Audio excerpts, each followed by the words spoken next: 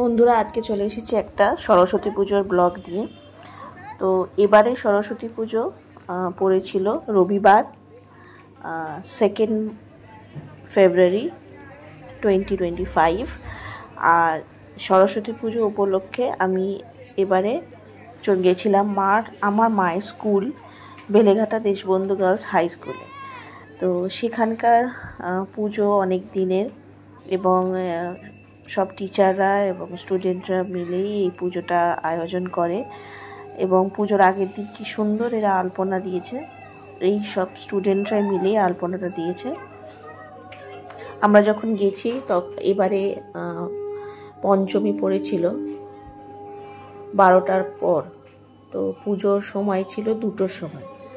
তো আমরা 2টো নাগাদ স্কুলে পৌঁছাই এবং সেখানে গিয়ে দেখি সব স্টুডেন্টরা কি সুন্দর সব শাড়ি পরে এসেছে, শাড়ি পরে সেজে গুজে এসেছে এবং ঠাকুরমশাই পুজো করছেন।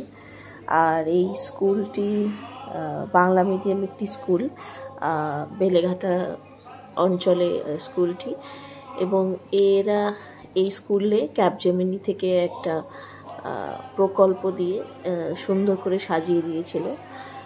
স্কুলটা প্রথমে ক্লাস 10 অবধি ছিল, তারপরে আমার মা যখন ওখানে অ্যাসিস্ট্যান্ট হেডমিস্ট্রেস ছিলেন তারপরে সেটা ক্লাস 12 অবধি হয়।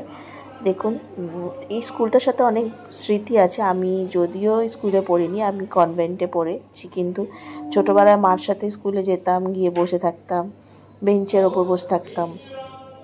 তারপর তখনকার বড়দি ছিলেন, বড়দি বড় আন্টি ছিল, চক দিত আমাকে, মার সাথে যেতাম বলে, যেহেতু টিচারের মেয়ে তাই জন্য খুব আদর যত্ন পেতাম মাসিদের কাছ থেকে।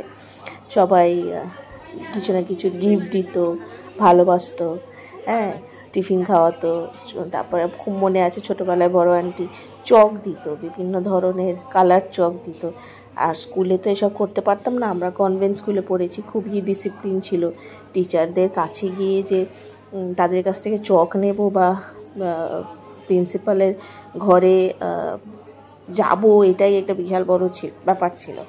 মানে ঘরের বাইরে গিয়ে যদি পানিশমেন্ট পেতাম বা দাঁড়িয়ে থাকতে হতো, মানে সেটা একটা বিশাল ভয়ের ব্যাপার ছিল। কিন্তু সেখানে মার স্কুলে যখন যেতাম তখন মাসিরা খুব আদর যত্ন করতো, ভালো লাগতো, বেশ অন্যরকম একটা ফিল মনে হতো। স্কুলে তো করতে পারতাম না, ওইখানে গিয়ে করতাম। তারপরে মাসিরা বলে, অনুরাধা মাসি বলতো যে আমি অনুরাধা মাসি পাশে গিয়ে বসে থাকতাম, ইংরেজি ক্লাস নিত আর আমি পাশে বসে থাকতাম, মানে ওখানে আমি গিয়ে একটু দিদিমণি ফলাতাম আর। তো বেশ মজা লাগতো। তো অনেক স্মৃতি আছে। মা ক্লাসে পড়াতো বা মা ব্যস্ত থাকতো আর আমি চলে যেতাম। আর আমাদের যেহেতু কনভেন্ট স্কুল, তাই আমাদের গরমকালে স্কুল ছুটি থাকতো প্রায় 1 মাস, কিন্তু মাস সেরকম ছুটি থাকতো না।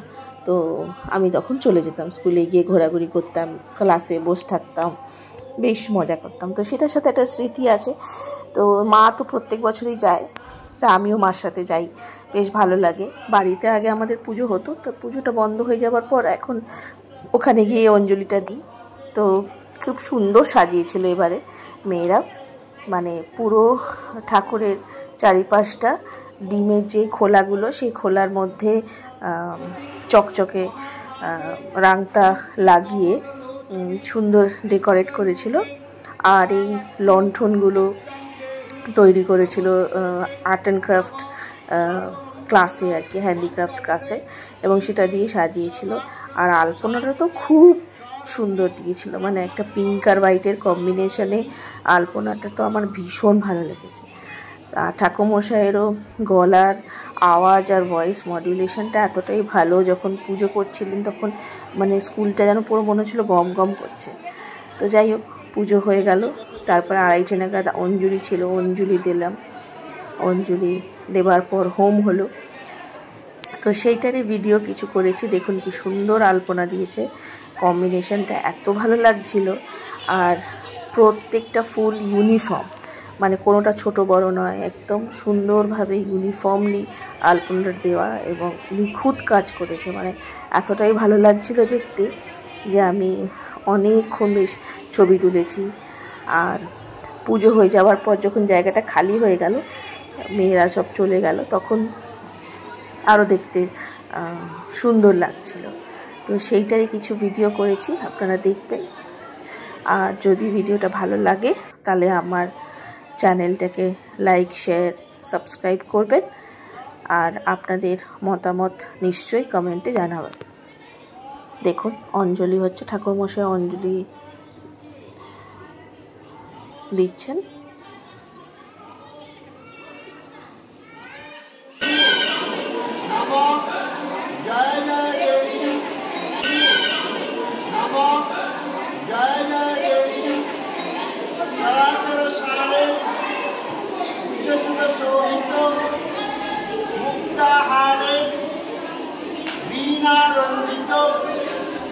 पुस्तक हस्ते भगवती भारती देवी नमस्तुते एषो प्राचन्नदा पुष्पकुलो अत्रागति नमो श्री सरस्वती देवी भट नमो नमः।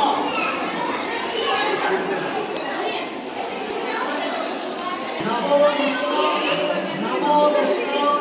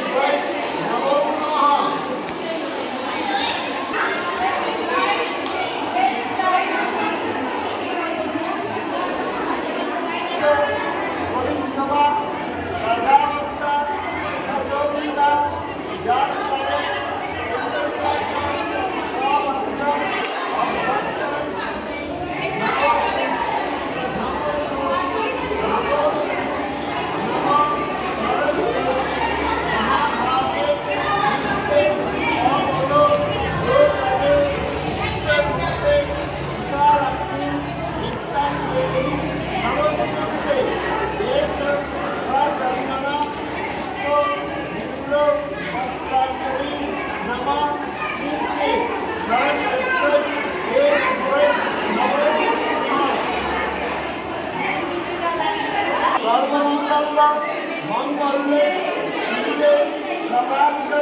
साधुके वरण्य ब्रह्मके गौरी नारायणी नमोस्तुते नमो सरस्वती नमो भक्तकंदे नमो नमः वेद वेदांत वेदांत विद्या